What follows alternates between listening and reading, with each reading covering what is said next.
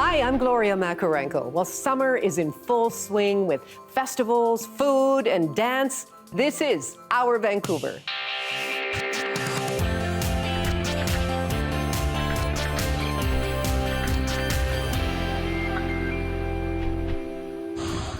Coming up, a new night market food stall boasts a taste of home and creates some family friction.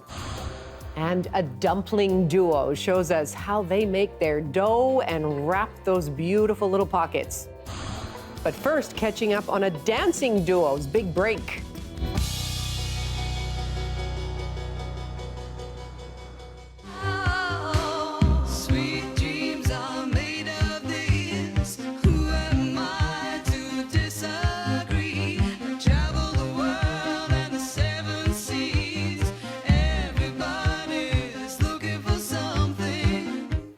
Yeah, well, sweet dreams did indeed come true for this dancing duo. That's Funkanometry from Vancouver Island. And you might remember Funkanometry from the popular US TV talent show America's Got Talent. And since making it to the semifinals, the pair's popularity has exploded online. And now I am so happy that Funkanometry's Carlow and Jacksun are right here on our stage at Our Vancouver. Thank you so much for coming in. Hey, happy to be here. Thanks for having us. I gotta say, I've been following you guys for several months on Instagram, and your dances they light up my day. They brighten my day. I love the different settings. I love the reaction of the people sort of in the background watching how this all comes together. But thank you very much for everything that you do. How did all of this start? It just started off as like a regular kid duo, just the local talent shows, I guess you could say. Yeah, or like the local dance competitions, and then we just, I don't know, it kind of just went super well, I guess you could say, for us. And then we did one performance, and there was a World of Dance scout, and then that's how we got on the show for World of Dance. And then Okay, what was the reaction to World of Dance? What happened after that? Yeah, after World of Dance, I kind of forget. Yeah, I don't know. It was kind of a while ago now. Yeah, but I was like 15, right? Yeah. You were 16. I think we took like a little break, but we had a good reaction, and we got a little bit of like a fan base, I guess. Yeah, a little funk fam. There's a little funk fam. And then we were like, okay, well, we should start filming videos for them.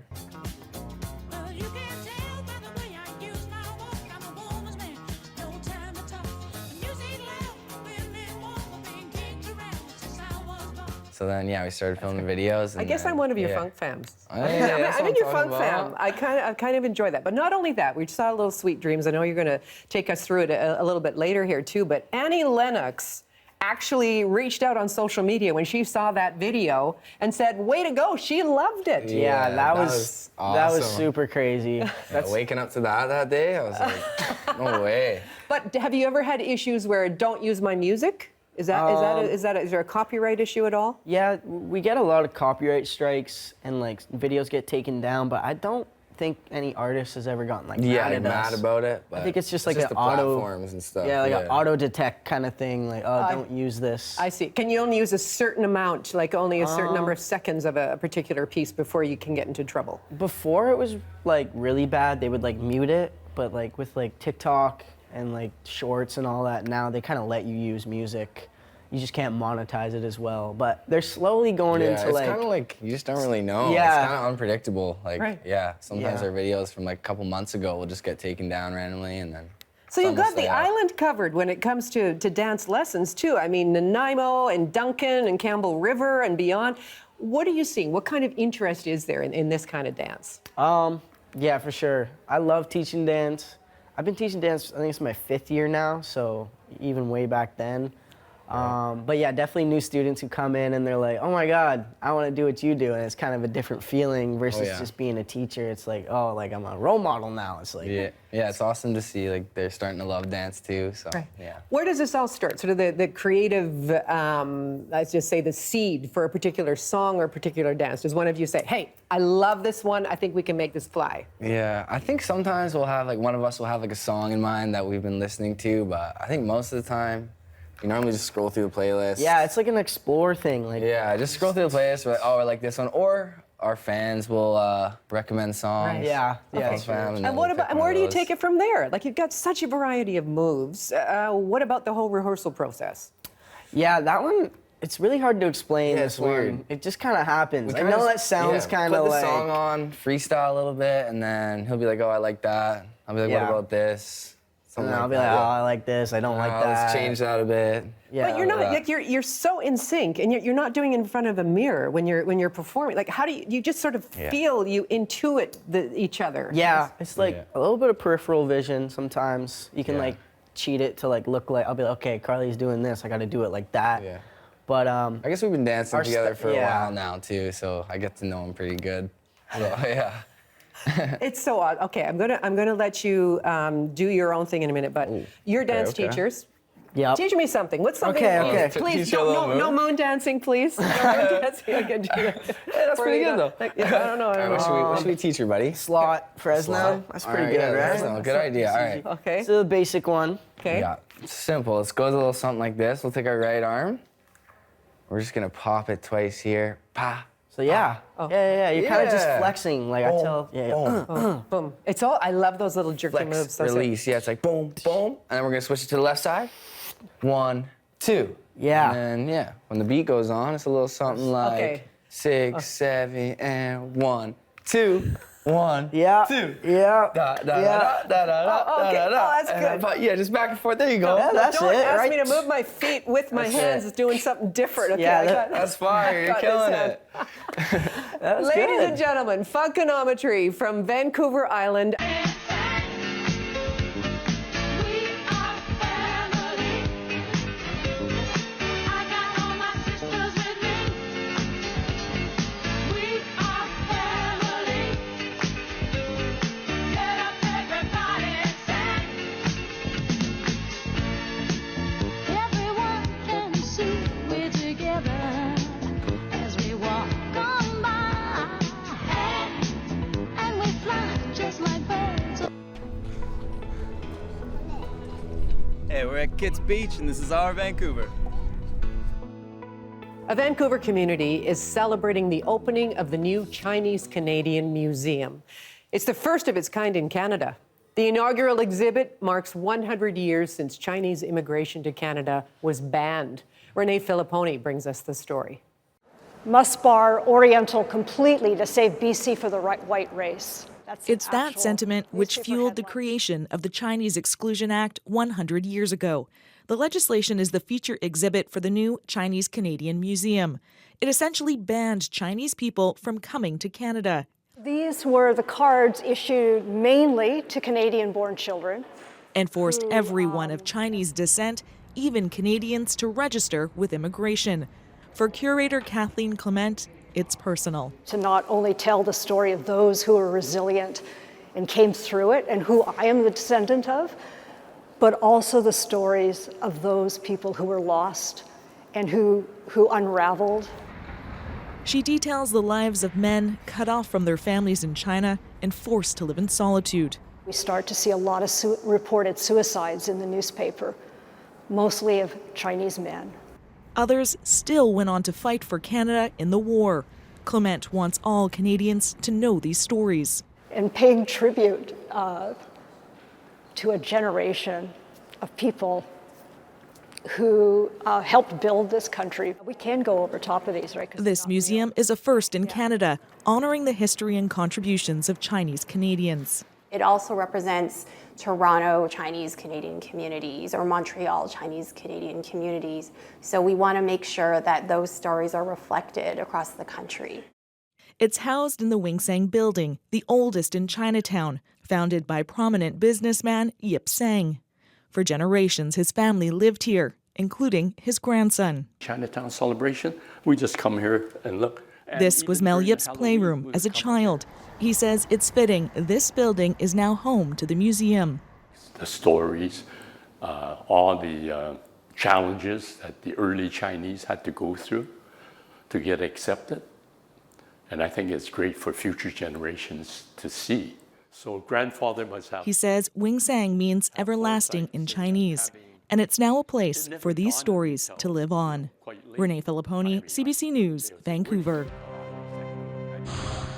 All right, it's time to check out some of your amazing photographs. We do like to feature a few of them every week. Let's start with this one. Thanks again to Richard Topping for this stunning photograph of an American goldfinch settling in on some thistles in Richmond's Woodward Slough. Just gorgeous. And this California quail in Osoyoos looks transfixed by the setting sun. Thanks to Greg Reilly for that one. And finally, thanks to Tamara Sale for this incredible moment captured July 1st from her bedroom in New Westminster. What a beauty. Great timing on that one. Now, we couldn't possibly include all of your beautiful photographs, but please keep them coming. It's easy if you're out and about with your camera. Email some of your favorite shots to us, bcphotos@cbc.ca. bcphotos@cbc.ca. Well, speaking of rare sightings, unwanted aquatic pets are making things difficult for a local reptile. BC's already endangered painted turtle is being pushed out by invasive species in local lakes and ponds. Yvette Bren now with that story. Biologist Amy Mitchell is on the hunt for turtles. They crowd logs to soak up the sun, but most aren't from around here. That log is dominated mostly by sliders, red-eared sliders over there. But there is one turtle that I'm pretty sure is a painted right beside the biggest slider, and you can really see the size difference. Non-native red-eared sliders are reproducing here. They grow fast despite being used to warmer waters like the Mississippi.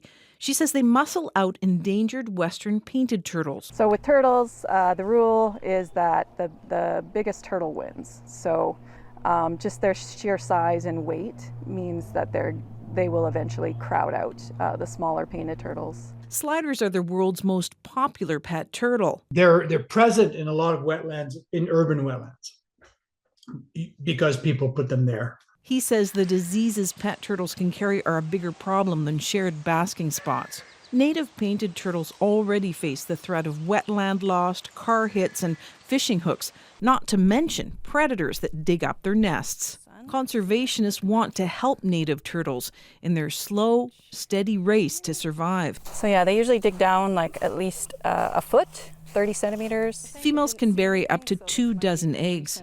No eggs today. Like most things with turtles, it's a waiting game. Females take years to mature. I just saw its little head poking out from some of the aquatic veg. It was just kind of hanging out on the surface. So I just snagged her with my net. What went through your gut when you saw that little? Yeah, I was just so excited. After years of waiting, catching and counting even one little hatchling before letting it go again brings a lot of hope. Yvette Bren, CBC News, Coquitlam. Coming up, are we addicted to fast fashion? Johanna Wagstaff shows us a way to kick the habit.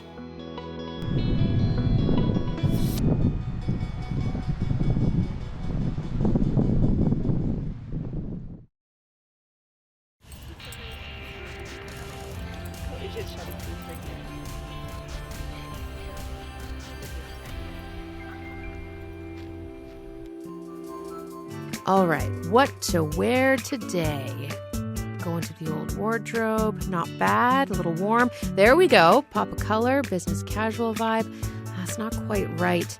I do have a lot of clothes. And I know the production of clothes creates a lot of greenhouse gas emissions. Too casual, back it up. There we go. We also know that organic fibers take a lot less to produce. So that's got me wondering, how is going back to natural fabrics the way to be fashion forward in our climate crisis?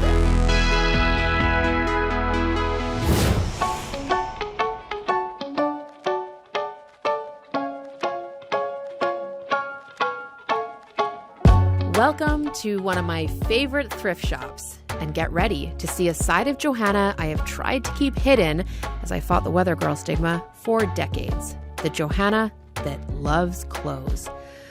I said it. A recent report found that a planet-friendly wardrobe should consist of just 74 garments, with new purchases limited to 5 items per year.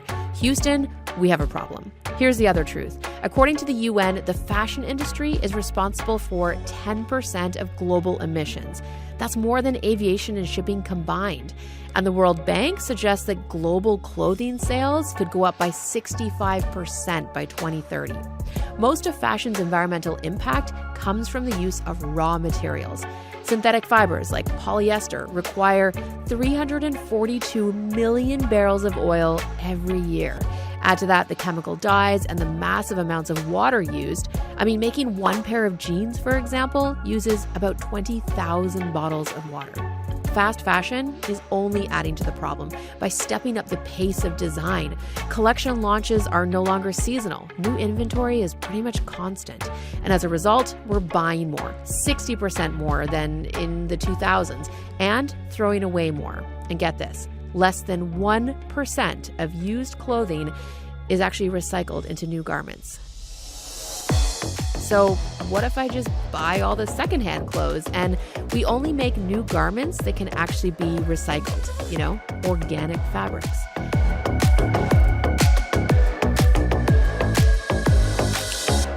Can you tell me about your outfit, your look? Yes, Doc Martens, patent leather, Mexican vintage. My friend Dicky gave it to me. Yeah, it's just everything that vintage is more interesting, I find. You both look amazing. Most of my stuff right now is from the 60s. So the dress is like 60s polyester, very ginger from Gilligan's Island. The jewelry is kind of a mix. The world already has so much stuff crammed in everywhere that we might as well just reuse what we have. And I think a lot of things like this is very polyester, so this should not be made again because of that. But it's already here, and it's not gonna go anywhere, so we have to use it. So organic over synthetic, but we also have to think about the entire life cycle of our clothes, where they've come from, how long we wear them, and where they go next.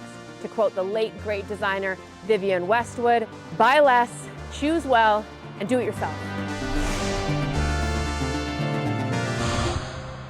Thank you, Johanna, and welcome back to Our Vancouver. I'm Gloria Makarenko.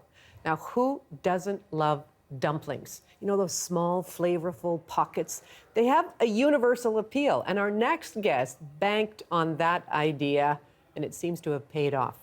Dicky's dumps are everywhere in the Lower Mainland, from Whistler to Maple Ridge, on restaurant menus and supermarkets, big supermarkets and small ones too. So let's meet the co-owners. Dickson Lee and Pearl Lamb are here with us today. Hello there and welcome. Good morning. Thanks for having us. Thank you for having us. Dicky's dumps. This comes from Dickson. That's obviously right. On a whim. On a whim. Okay, well, tell me about that whim. How did we this just all come kind of about? know the whole name was kind of like, oh, let's call it something silly, and it's kind of stuck because a lot of my friends call me Dicky, like close friends. Like nobody really calls me Dicky, but like Dickson. But now you're known as Dicky out in the world. Exactly, and yeah, here we are. Oh, but how? Okay, here you are. You say you've got the idea, the concept here, but how did the dumpling making start? Yeah. So I run a passion project called District Local, where I share fun things happening in Vancouver. And then for Chinese New Year, a few years back, we decided to produce a Chinese New Year art show and invited Dickson to run a dumpling bar as part of the event. And needless to say, it was like a hit. We came back a few years more every Chinese New Year to run the dumpling bar, sold out in 90 minutes, and all our friends asked for it. Okay, but all this bite-sized goodness. What about sort of the history, the cultural context for dumplings, Dicky? Dicky, I call That's okay. We're friends now. We're homies now, so we're good. We're good. So it's always one of those, like, there's so many dumplings in all the different cultures, right?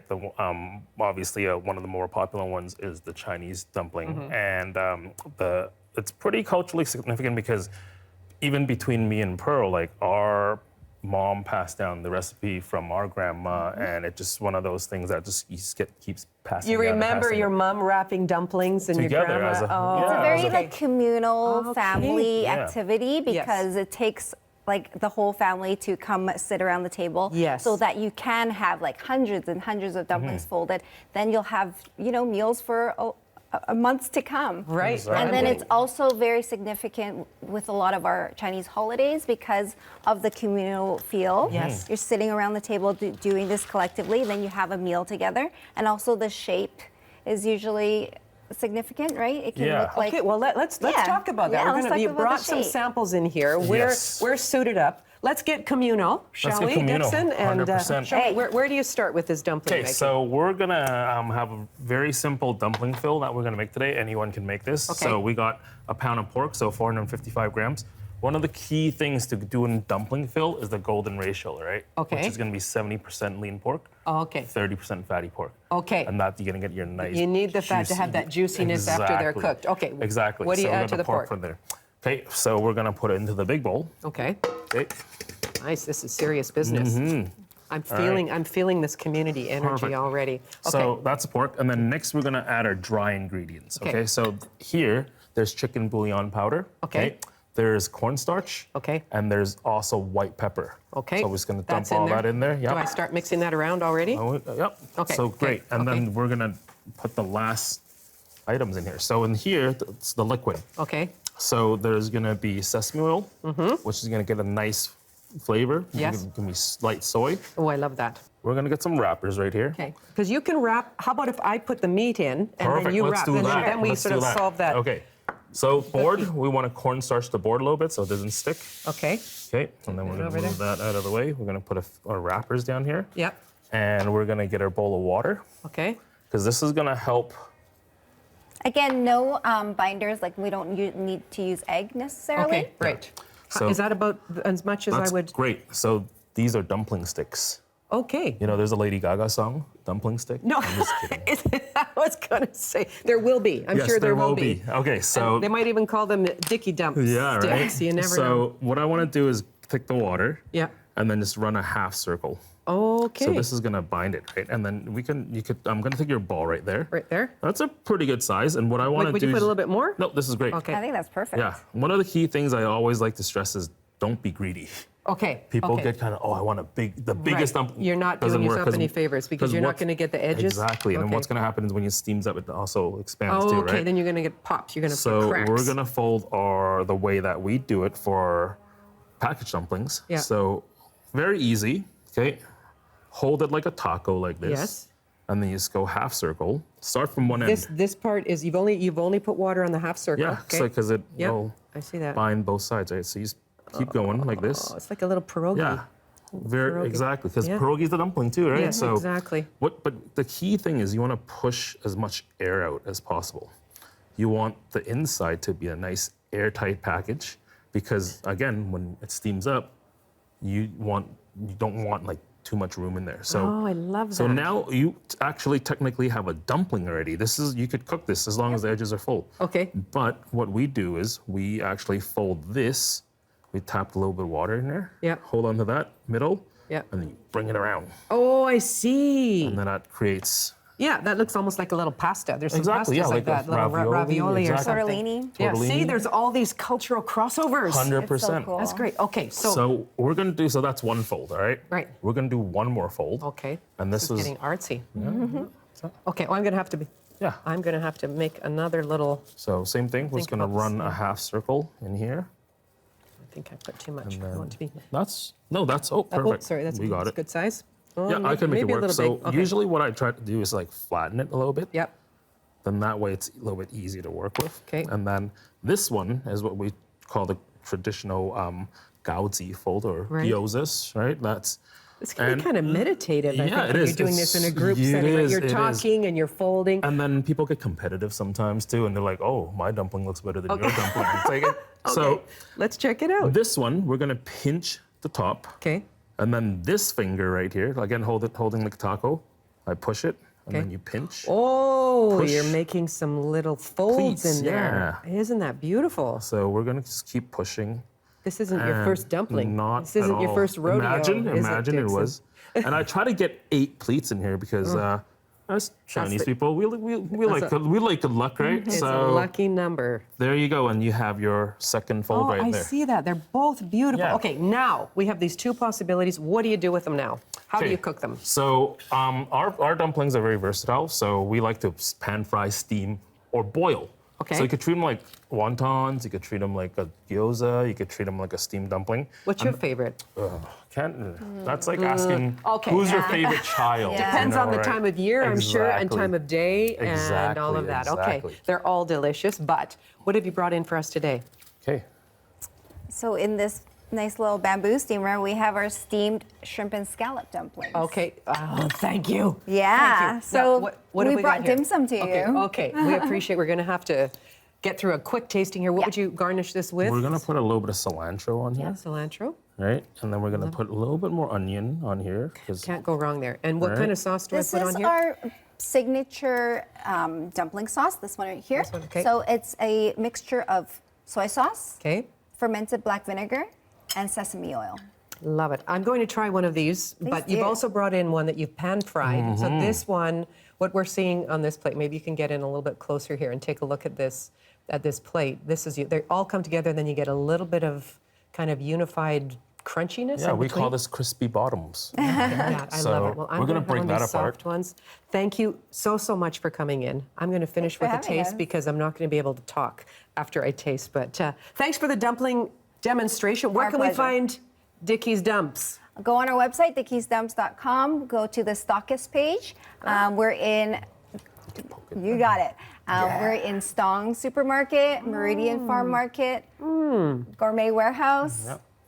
So we go check out our Just bunch gonna of give her a partners. moment to Absolutely enjoy. gorgeous. And look at all of the flavors you have. Thank you so much. Thank Pearl you. Dickson, Thank you. really appreciate Thanks for having you us, coming Gloria. in. Great to meet you. Awesome. I'm moving on. More dumplings. Enjoy. So Please good. eat I them can, I can all. poke them, right? Yeah, you can poke so them, yes. good. If this transpires and turns me to stone, I think that I'll be okay. If you'd like to get out and see some live music, alt rocker from White Rock, Daniel Wesley, plays the Commodore Ballroom July 22nd. Let it all out. These are the things I can do without.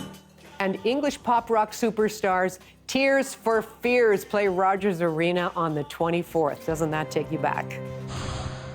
Hey, Grant Lawrence from CBC Music here, and for the first time in I'd say several years, it really feels like festival season is back in Canada, going full throttle with zero pandemic restrictions and a million reasons to get out there, feel great, and enjoy some awesome live music outside. Here's just a taste of what's happening across the country this summer.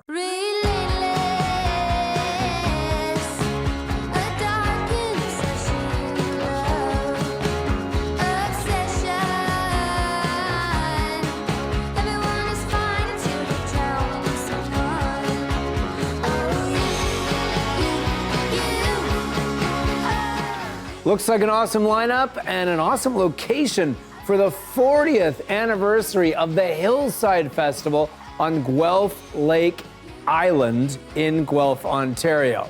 Some of the artists performing this year include Juliana Riolino, who you heard on that video, as well as Nico Paulo from Newfoundland, Tammy Nielsen, Martha Wainwright, and more. That festival goes down July 28th to 30th in Guelph. Now, how about we go way up north to check out this festival? The stage smells, tells, hells, bells, misspells, knocks me on my knees.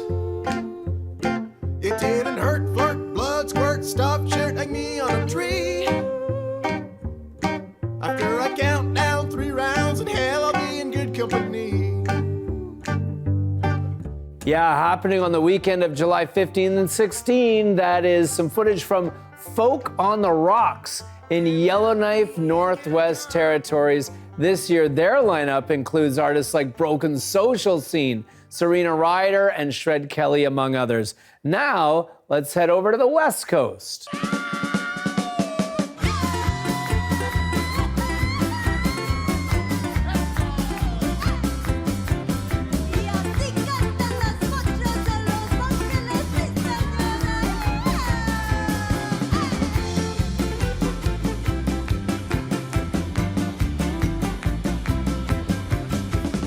Yes, those are some of the artists playing the resurrected Vancouver Folk Music Festival down on beautiful Jericho Beach. And I say resurrected because earlier this year it was announced that the beloved Folk Fest, which began 46 years ago in Stanley Park, would be no longer due to soaring operating costs. But there was a major outcry from longtime supporters, and then arguably the most publicity the festival has received in years.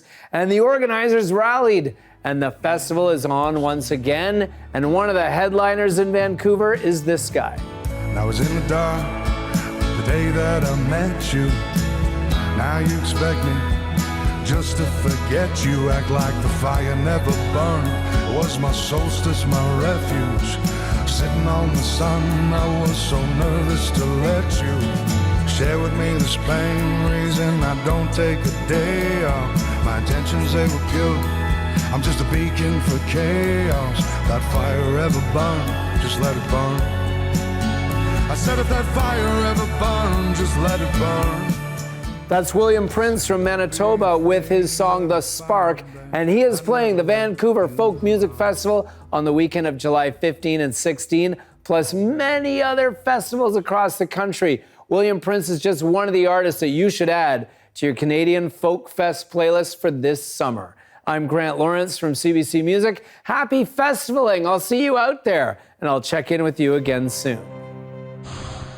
Well, the CBC television classic series, The Beachcombers, it could be returning to the airwaves. A local team has assembled to reimagine it as an animated series. Well, we spoke to them about why the show still matters.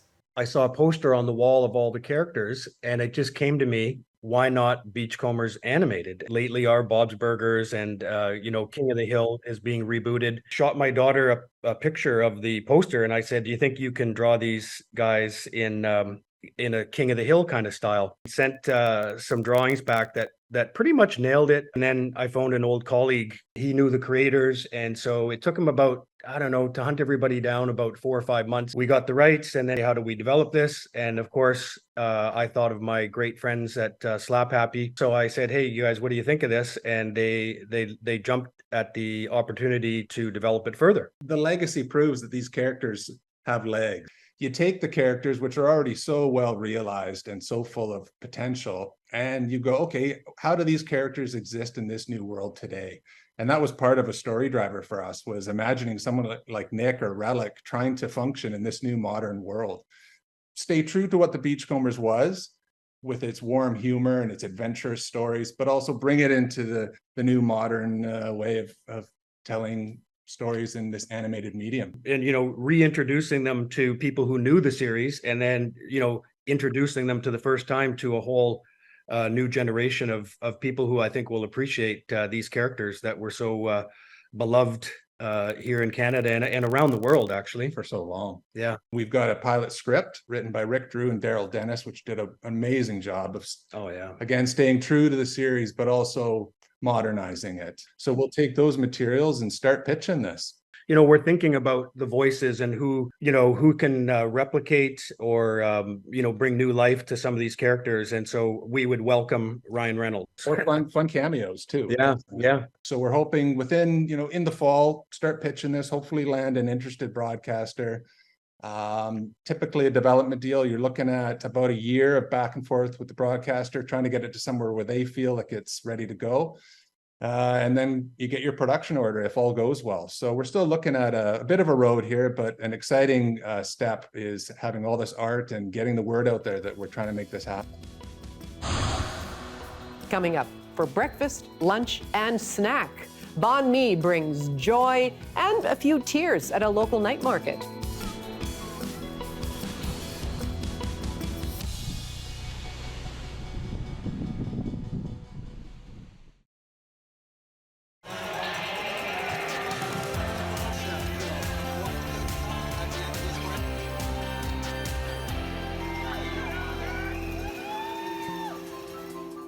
Hello and welcome back to Our Vancouver. I'm Gloria Makarenko.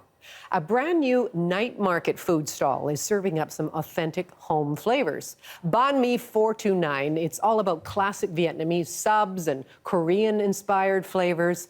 But the business started by three college friends has also inspired a little bit of family friction. Here's the latest in our Creator Network series.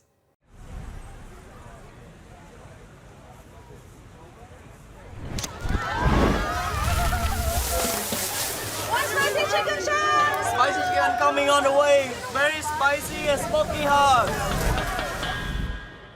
Everyone in Vietnam, we eat banh mi. We eat for breakfast, banh mi for lunch, banh mi for snack. Canada is a very multiple culture country. So after researching, I decided to come to Canada, one of the beautiful country, and I have my relative living here as well. I came to Vancouver in 2017 as an international student, and I spent 2 years to study PDD in marketing and business administration at Douglas College. I grew up in Vietnam. I spent 24 years of my life there. I decided to study abroad. I fight for it. My parents did not allow me to go outside of Vietnam. To them, like, a girl should, find a good job, get married as soon as possible, and like, don't go out, don't experience things. That's just for men. Chef, how long is the spicy chicken? Spicy chicken, I'm coming in 2 minutes, guys. Got it? Lynn, me, and Jenny, we all taking international supply chain management in Douglas College. We are always talking about opening a small business together. John, Ling, and I, we get along because we have the same hobby about cooking. We were combining Korean and Vietnamese cultural. The Asian atmosphere at the mine market bring me back to home. The bold spices of Korean food go very well with the crispy banh mi and the sour from the pickles and on the green lettuce. It's balanced out. My parents really hate the idea that I'm working at the night market. I want to pursue my own career like Jenny. I started my catering business in 2021, focusing on the Vietnamese traditional food because I really miss my home style and my mom food. Jenny is the hardest working person that I've never known in Canada. She's working 3-4 jobs at the same time. Usually, like, we finish night market very late, by 1-2 a.m. and she coming home and take care of the baby and come back to work tomorrow morning. I don't know how she do it. The first feeling when I see my baby at 2:30 in the morning is the guilty, cause like I feel like so bad to just leave my baby at home without mom, and my husband is the one taking care of her. But seeing the baby after work is really amazing because like it seemed like make all the tiredness gone away and ready for another day. Being a mom's really motivated me and strengthened me, helped me have more motivation to purchase my dream. Jenny is my role model for sure. Like, she inspired me a lot. Like, Jenny is the very hardworking person. She always keeps us on track. My parents just want me to have a stable job. Tell me, like, stop working in the night market, yelling me, saying like, it's not worth it. You a girl, you should do this, you should do that. When someone say I cannot do anything, I would try to prove them that they are wrong. I always believe in her that she will find the right path for her because she's very hardworking and very smart. That's so cute. Thank you. Running a business is not only my dream, but always my family tradition. My grandmother have business, my parents have a business. I want to be a businesswoman. I think I got inspired by my aunt, who is a very successful businesswoman in Vietnam. Her quote is like, never give up and never let anyone else tell you not to do anything. I'm very proud about Vietnamese foods, and that's why now I want to open my own restaurant so I can create my own menus. I can serve my own food for my customer. I want to give my daughter the best condition to follow her dream, open like all the doors for her. Seeing her photo through the message really motivated me and made me feel, oh, I need to do it fast the Vietnamese, we have an idiom like everything starts difficult, but after you overcome the difficulties, so hard work will get paid off. Quá trời luôn. Lâu lâu mới có dịp gặp ha.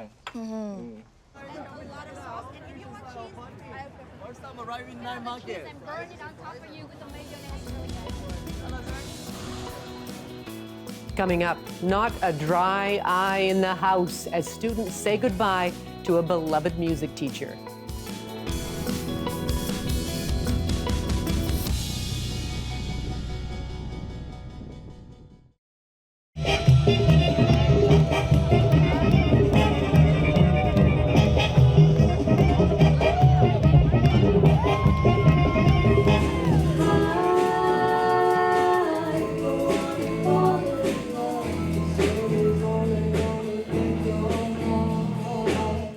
Now that's a group of students honoring their beloved music teacher at Minikata Middle School's year-end show. Welcome back to Our Vancouver. I'm Gloria Makarenko. Yeah, there wasn't a dry eye in the house during that special concert for longtime teacher David Erickson. He had been running the music program in Port Coquitlam since 1996, but he announced his retirement this year, and I had a chance to chat with him and with a former student on the CBC's afternoon radio show On the Coast. Every year I love what they do, and it's just a matter of their development, and many start young, they get support from their families, and they start them in music. So when they come to school, often they're looking for other people with like minds, and others are not in an environment at home that they actually have access to any kind of musical education. So they come to a school and pick up from there. So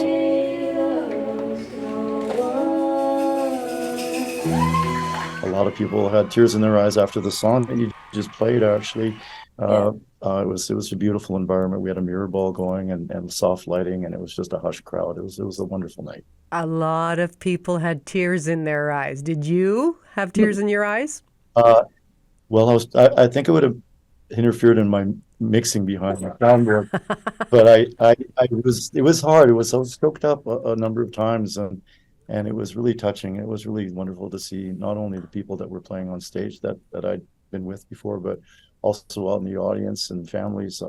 It was just a really great community feeling, and that was something I know I'll never forget. Oh, I think my tears compensated for his. Yeah, I had a lot on stage. I had a meltdown on stage. I was like, it's my last performance ever.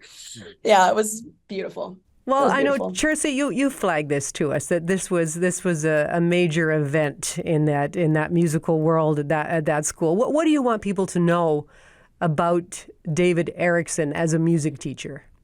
Well, David has left such a lasting and lifelong impression on me that, I've become a music school owner with some friends.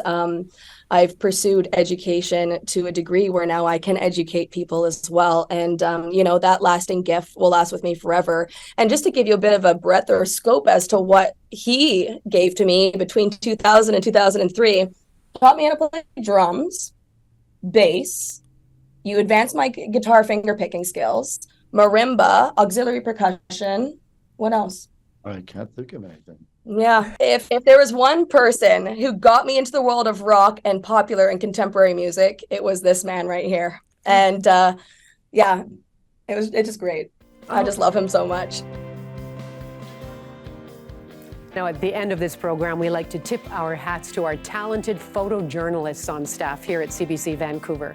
They bring us images in their artful ways to give depth and character to the stories that we cover. So here's a sampling from what they saw this past week. And that's all for Our Vancouver for this week. I hope you enjoyed the show. I invite you to join me weekday afternoons on CBC Radio 1 for On the Coast. For now, bye-bye.